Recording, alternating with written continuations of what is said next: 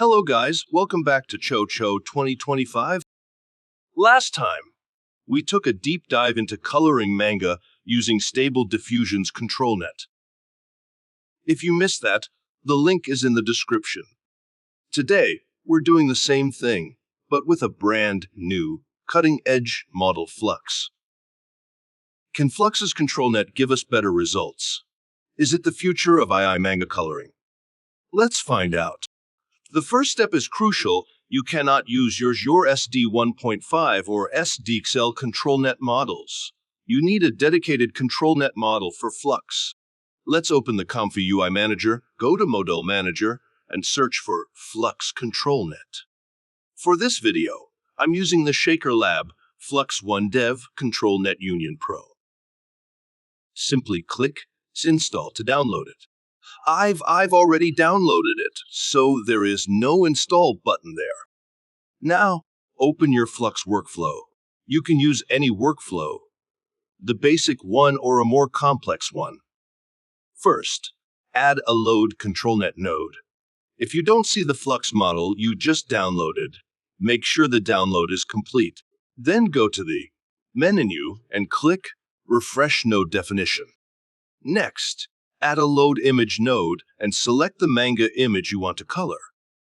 After that, add an AIO Aux Preprocessor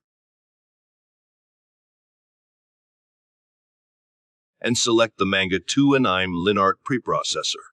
You can set the resolution to 1024 or 1536 or whatever matches your image size. Connect the Load Image's image output to the preprocessor's image input. Finally, let's add the Apply ControlNet node. Set the strength to 1 and the ended % to something between 0.9 and 1. Connect everything. Connect the AIO Aux Preprocessor's image output to the Apply ControlNet's image input. Connect the Load ControlNet's output to the Apply ControlNet's input. Connect your positive prompt to the ControlNet's positive input and your negative prompt to the ControlNet's negative input. Since we're using Flux, the negative prompt should be empty. Then, connect the Apply ControlNet positive prompt to Flux guidance or positive input K sampler, and connect the negative prompt to negative input K sampler. Edit the positive prompt to coloring manga, or whatever detail you want. You could also add preview image for the preprocessor to make sure it works as intended. And don't forget to connect your VAE to the Apply ControlNet node. Now for the moment of truth.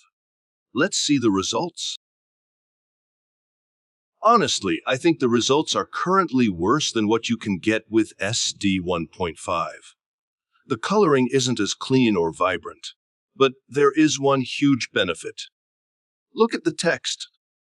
Unlike Stable Diffusion, which often turns text into gibberish, Flux keeps the text clear and readable. Here are a bunch of other examples. As you can see, the results are inconsistent. I tried adding some anim lowers and reducing the weight, but the results were still not great. And since Flux is so slow to begin with, experimenting isn't very enjoyable.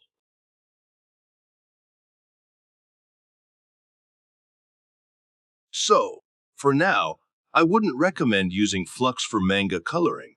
It's a promising new model, but it still has a long way to go.